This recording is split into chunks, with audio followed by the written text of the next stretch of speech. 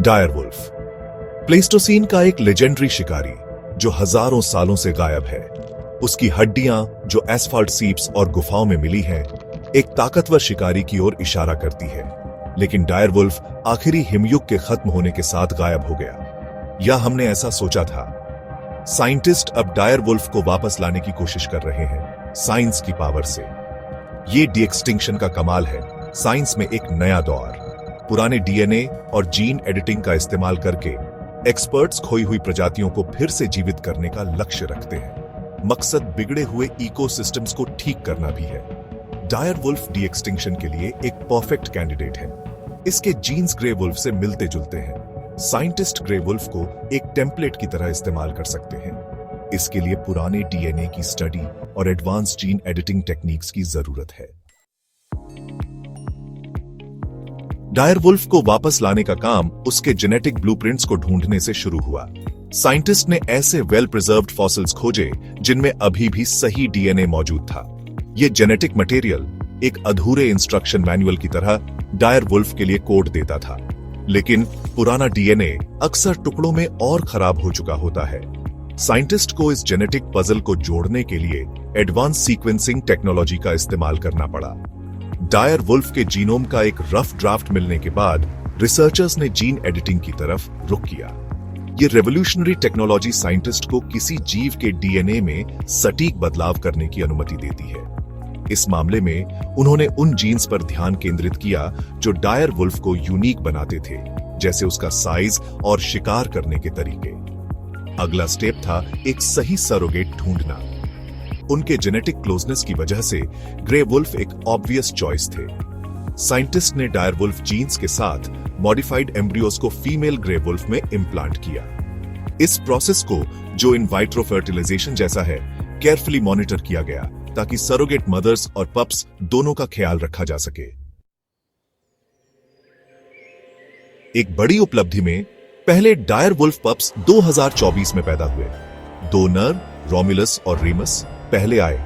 उसके बाद 2025 की शुरुआत में एक मादा, कलेसी आई। ये पप्स हजारों सालों में अपनी तरह के पहले केनाइन एवोल्यूशन और कंजर्वेशन एफर्ट्स दोनों में एक नए चैप्टर को दर्शाते हैं। ये पप्स एक स्पेशली डिजाइंड हैबिटेट में रहते हैं, एक फैला हुआ 2000 एकड़ का नेचर प्रिजर्व। ये सेफ हेवन जो जू ग्रेड फेंसिंग से घिरा हुआ है और कांस्टेंट सर्वेलेंस में है, पप्स को ऐसे एनवायरनमेंट में रहने देता है जो उनके नेचुरल हैबिटेट जैसा है। साइंटिस्ट उनके डेवलपमेंट को क्लोजली मॉनिटर कर रहे हैं। उनके बिहेवियर, डाइट और सोशल इंटरैक्शंस को स्टडी कर रहे हैं ताकि उनकी वेल बीइंग इंश्योर हो सके और फ्यूचर ब्रीडिंग प्रोग्राम्स के लिए डेटा इकट्ठा किया जा सके। इन पप्स का जन्म बस पहला कदम है।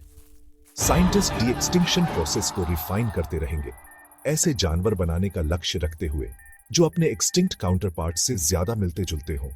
इसमें सिर्फ फिजिकल ट्रेट्स ही नहीं, बल्कि बिहेवियर्स और इकोलॉजिकल रोल्स भी शामिल हैं। सेक्शन 4, नई दुनिया के लिए एक नया भेड़िया। ये हाइब्रिड्स हैं, डायरवुल्फ और ग्रे वुल्फ जीन्स का मिक्सचर। हम पास्ट को परफेक्टली रिक्रिएट नहीं कर सकते, लेकिन कुछ नया क्रिएट कर सकते हैं। मकसद डायरवुल्फ को रिप्लेस करना नहीं है, बल्कि एक फंक्शनली सिमिलर जानवर को इंट्रोड्यूस करना है। डायरवुल्फ एपेक्स प्रेडेटर्स थे जो हेल्थी इकोसिस्टम्स को मेंटेन करने में मदद करते थे।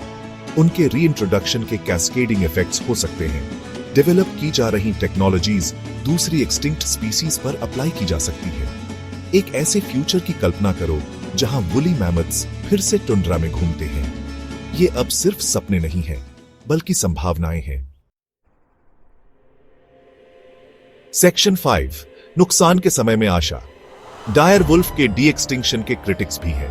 कुछ लोगों का तर्क है कि नेचर के साथ छेड़छाड़ करना अनएथिकल है, या रिसोर्सेज को एग्जिस्टिंग स्पीसीज को कंजर्व करने पर खर्च करना बेहतर होगा।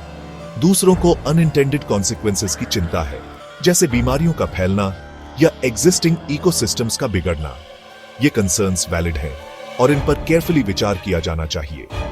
हालांकि कुछ न करने के भी रिस्क्स हैं।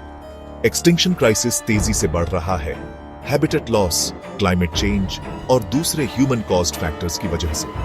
हम स्पीसीज को अलार्मिंग रेट से खो रहे हैं, इकोसिस्टम्स को कोलैप्स के कगार पर धकेल रहे हैं।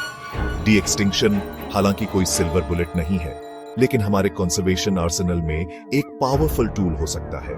डायर वुल्फ का रिवाइवल ह्यूमन इंजेन्युइटी और नेचुरल वर्ल्ड से कनेक्ट करने की हमारी गहरी इच्छा का प्रमाण है। ये लॉस और रिकवरी, एक्सटिंक्शन और रेजरेक्शन की कहानी है। ये एक ऐसी कहानी है जो उम्मीद है, फ्यूचर जनरेशंस को प्लैनेट और उसके सभी इनहैबिटेंट्स को प्रोटेक्ट करने के लिए इंस्पायर करेगी।